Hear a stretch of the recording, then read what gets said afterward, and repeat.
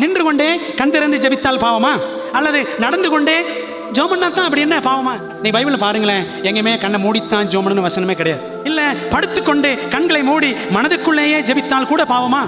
இப்பெல்லாம் தானியேல் நினைச்சிருக்கலாம், ஜெபிக்காவிட்டால் தான் என்ன பாவமா? தேவன் நம்மை கொடூரமாக தண்டித்து விடுவாரா? பிரேயர்லெஸ்னஸ் இஸ் சின் அப்படின்னு எழுதுவார் E.M. பவுன்ஸ். ஜெபிக்காமல் இருப்பது பாவம் தான். அப்படி 3 நேரம் ஜெபிக்கிறது அவருடைய ஆவிக்குரிய குணமாக மாறிவிட்டது. Is become a spiritual character. ஜெப வாழ்க்கை என்னும் சத்தியத்தில் தானியேல் முத்திரை பெற்றுவிட்டார், முத்திரை பதித்து விட்டார். முத்திரைனா என்ன? எல்மைட் எழுதுவாங்க, முத்திரை ceiling is settling into the truth. கடைசி நாட்களில் ஆண்டவர் தம்முடைய பிள்ளைகளுக்கு முத்திரை போடுவார் அப்படின்னு பார்க்குறோம்ல. ஓய்வு நாள் தேவனை முத்திரைன்னு சொல்கிறோமே, அப்போ நெத்தியில் ஓய்வு நாள் அடிப்பார் ஆண்டவர்? அப்படிலாம் கிடையாது. என்ன அர்த்தம்? இந்த ஓய்வு நாள் சத்தியத்திற்கு நம்ம அப்படியே என்ன செஞ்சிருப்போம்?